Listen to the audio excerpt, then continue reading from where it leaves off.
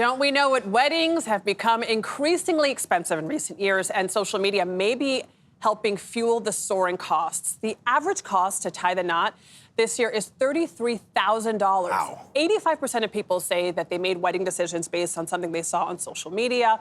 Wedding planner Lara Mahler is here. She started her company, The Privilege Is Mine, 7 years ago and has helped hundreds of couples. She joins us now. Thank you so much for being here. Thank you so much for having me. I love the name of your company, don't you? I know, it's so good. Thank you. So good. So you say that your company's goal is to advocate for kindness and humanity in weddings. Yeah. What do you mean by that? And what happened to you that you feel like you have to really advocate for kindness and humanity here? Well, yeah, I guess it really started during my wedding planning process. And I think the vendors that really stood out to me the most were the vendors that were really trying to get to know myself and my husband, like what we liked, what we didn't like, what was a priority for us. And so when I started my business, I really wanted to center wedding planning around being accessible and inclusive and kind and creative and collaborative. And I feel like there's a space for that in this industry. There really is. You say that most people, 45% of the process is budgeting. That's the biggest issue for couples. And you have tips on what they need to look for to cut costs. Because I'm curious about when it comes to splurging and not splurging, what is your recommendation for that? Yeah, so I typically recommend sitting down with your partner and talking about what you are willing to negotiate on and not negotiate on. So what are the three things? Like what? Yeah, so what are the three things that you're willing to spend a little bit more on? Is it food and beverages? Is it the band? Is the music really important to you?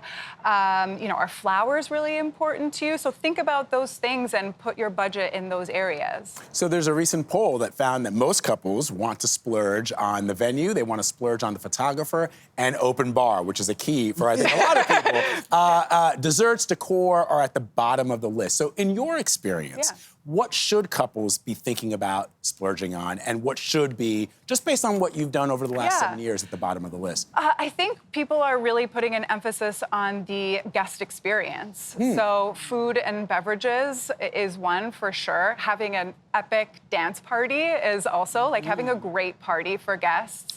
Continuing the party after the wedding, so maybe the after party is a priority as well. So that means like when you say dessert, that means the cake, right? Like people sometimes spend thousands of dollars on a cake, and for what? Well, people are doing things a little different. I like Junior's cheesecake. Everybody likes that. Well, people are doing things a little bit different too. They're maybe doing donuts. Like I've seen a donut wall. People are doing cupcakes. And if you're getting married in New York City, Junior's cheesecake, like finding, your local bakery in your neighborhood that you really love. I mean, what about traditions, Lara, like the first dance or the bouquet or cutting the cake? How does that work? Are they still a thing, tradition?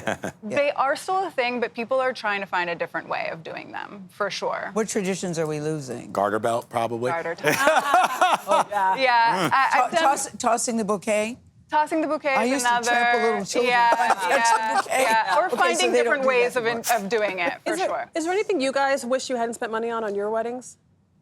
I had a very small wedding. The wedding planner was me, my mom, and Oprah. There you go. We didn't really. So when you say spend less, we just had great people on your team, I have to say. And we spent on food. We had a catered dinner, which was amazing. What about you? I wish the dance party was longer. Yeah. And you say don't fall into the Pinterest black hole. Yeah. I was surprised, Adriana, that you said 85% of couples make decisions based on something they saw on social media. Yeah, social media is huge, right? There's a lot of people on the internet and on apps and on TikTok that have a lot of opinions, and information getting crossed and very quickly. Yeah. Instagram, all these wedding blogs and photos, like people plan their entire weddings based on what they see on Instagram, right? Totally, yeah. Destination weddings. Do you think that's fair to the guests?